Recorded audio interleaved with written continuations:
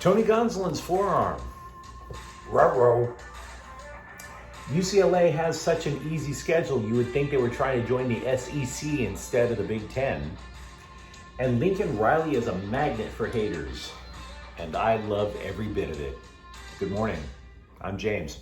This is your daily dose of sports and snark for the greatest sports city in the world, Los Angeles. This is Faithful Angelenos.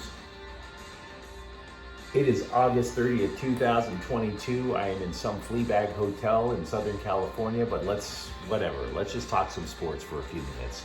If you like the content we've been putting out about LA sports, clickety-clack the like button. Clickety-clack the subscribe button. There's a notifications bell. Hit that. It'll let you know when we put out new content. Sharing is caring. Let people know we exist. And by all means, comment. I'm not perfect. I totally get it. Now, before we go through the news and notes of LA sports, let's take a quick check of the scoreboard. Will Smith hit a 2-run home run for your first place Dodgers. They still needed 10 innings, though, to knock out Miami 3-2. Meanwhile, today, the Dodgers fly up to New York. They're going to play at 4:10. It's a TBS game. They'll play the Mets. Andrew Heaney is 2-1. Taijuan Walker, 10-3. Pretty decent idea. Pretty good game. Speaking of the Dodgers, starting pitcher Tony Gonsalin. He was a scratch. He was supposed to be the starter for Monday's game. It didn't happen. And he was immediately put on the injured list. Now, the Dodgers are being vague. They called it a forearm strain. Nothing serious. Should be back for the playoffs. And then Dave Roberts came out later in the day, much later, and said, well, maybe he's probably only going to miss a couple of starts. And you want to believe it. You do. Because LA has a history of pitchers with forearm issues who do come back quickly. Caleb Ferguson, relief pitcher, he had a forearm issue. Clayton Kershaw last year, he had a forearm issue. Came back. And then you realize Walker Buehler was originally on the IL for a forearm issue in June. The next time we saw him, he was on Instagram Live, basically live streaming Tommy John surgery. So you want to believe it, but I don't know what to tell you, because it sounds a little, to me. Just hope for the best for the guy. Catcher Will Smith, the guy I mentioned, did a home run on Monday. He's also going to be joining Team USA for the World Baseball Classic. That's 2 Dodgers players. By the way, the World Baseball Classic is awesome if you have a chance to go see it live. Will Smith is joining Mookie Betts and Dino Ebo as a coach, so good Dodger representation. Relief pitcher Blake Trinan will pitch in Oklahoma City tonight. His alleged return is Friday for your first place Dodgers. Has anybody else noticed that the press seems to be turning on UCLA and Chip Kelly for a cupcake schedule this year? Now look, I'm going to make a wild guess here. I honestly think a big chunk of it is because this is the continuing backlash of USC and UCLA moving to the Big Ten. But let's put that aside for a moment. Part of the reason that people don't want to mention about UCLA's easy schedule, part of it is on Michigan. See, they were originally supposed to have a home and home with the Wolverines, and Michigan just backed out. And so Chip Kelly and the UCLA athletic department is like, oh my God, what are we going to do? Well, we may as well book the University of Southern Hemorrhoids or whatever to fill in the blank. But my problem with people complaining about UCLA, and I'm not a Bruins fan, but my problem is this. Alabama plays Texas on September 10th. If the Crimson Tide beat the Longhorns in Texas, in Austin, Nick Saban will be 3-0 as Alabama coach in non-conference road games in his entire tenure. They've only played 3 non-conference road games since Nick Saban was hired in 2007. George W. Bush was president. Liberals like Donald Trump. Do you see the difference in what happens over the course of time? That's how long it was. In other words, for the entirety of Nick Saban's tenure at Alabama, Alabama would schedule home and homes with Southern Skidmark University and then pay Southern Skidmark University an extra little bit of money to schedule the next game in Tuscaloosa. They never wanted to leave Tuscaloosa, which is ironic because you couldn't pay me enough to go to Tuscaloosa. So I'm not going to sit there and tell you, I mean, look, I'm not a Bruins fan, but I am not going to give them a scintilla of crap for having a cupcake schedule right now. Just following what Alabama does. Except for the whole sleeping with the sister part. Starting left guard Antonio Maffi has lost 70 pounds during the offseason. He was 411 pounds. 40% body fat. Even Lizzo was telling this guy to mix in a salad. Good for him, though. It's a healthier idea. If you are a longtime watcher of this program, and it's only been 6 months, it must feel like a long time, you know that I've spent a lot of time talking about the Trojans' defense, because the defense for the Trojans is an unknown. USC's offense, we know they're going to score a lot of points. But here's something I just haven't talked about enough. Hate. I love hate. I love player haters. The reason that I am such a First Amendment advocate is because when people have freedom of speech, it gives me even more reason to hate them. I love hate. And if I weren't already a USC fan, I would be a mark for Lincoln Riley. He is a magnet for hate. Okay? He leaves Oklahoma, and the hate was just palpable because he not only left the Sooners in a lurch, he brought their quarterback, he brought their wide receiver. By leaving Oklahoma, there is a belief in that state that if USC actually played Texas, that a majority of the fans would root for the Longhorns. That's how much they hate Lincoln Riley. And then you add the fact that USC was already a national power. Even though they've been stinking up the joint for the last few years, they were already a national power. People hated them, but now Lincoln Riley's only turned up the heat. Pittsburgh hates Lincoln Riley in the USC program because of the fact that Jordasen came over to play for the Trojans. So there is just hate on every level, from sea to shining sea, for USC football. And after I'm done with this tape, I'm strongly considering going out and buying another USC jersey for it.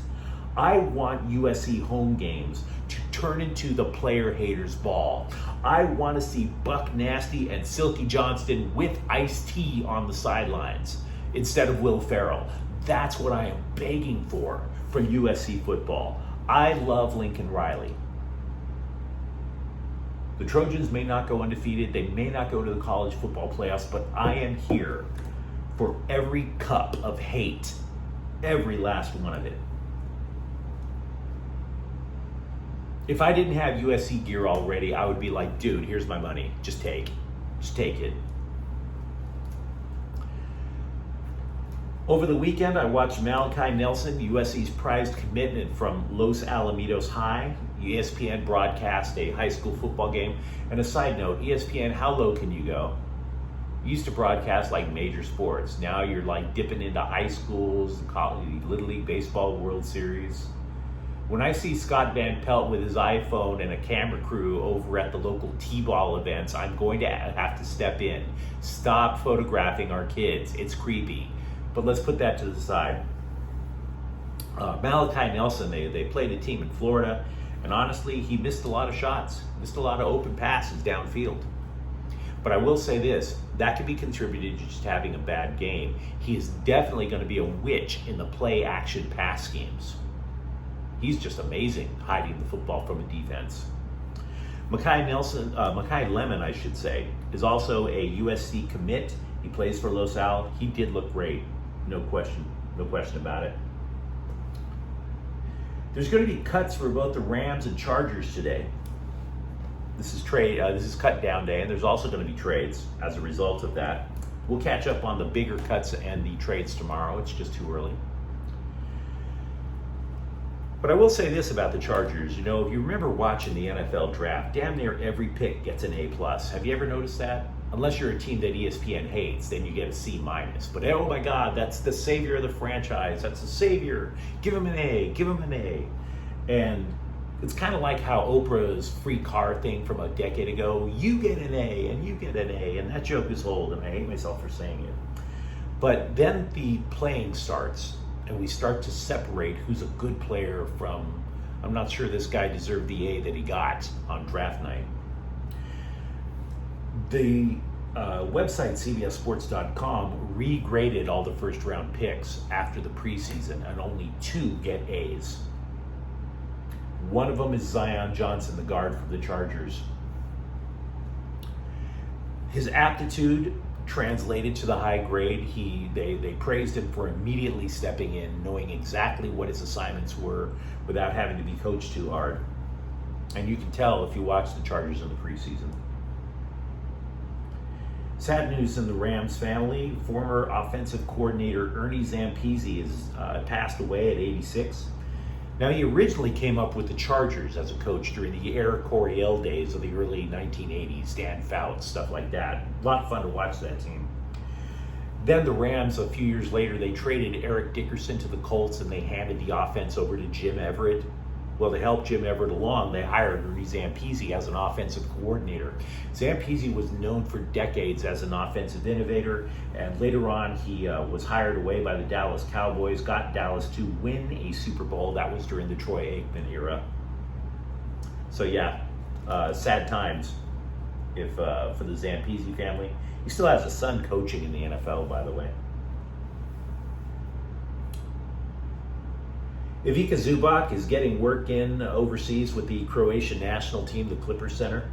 Scored 19 points Thursday, 12 more Sunday in something called Eurobasket 2025 pre-qualifiers. I don't know.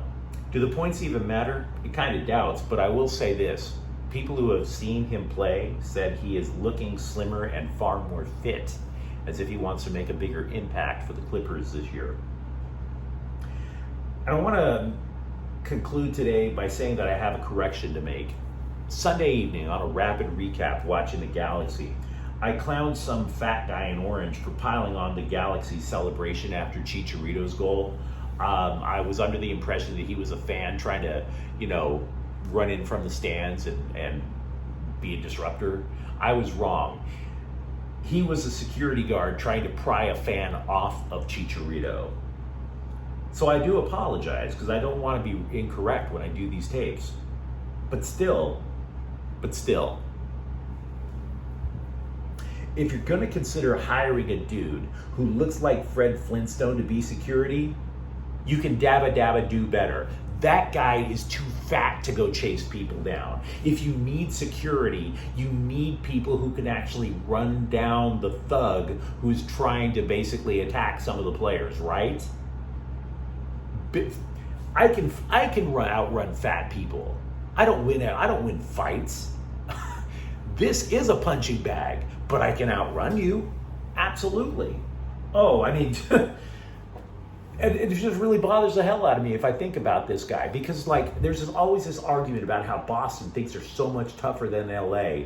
Wrong. Score one from Los Angeles when it comes to whose security guards are tougher.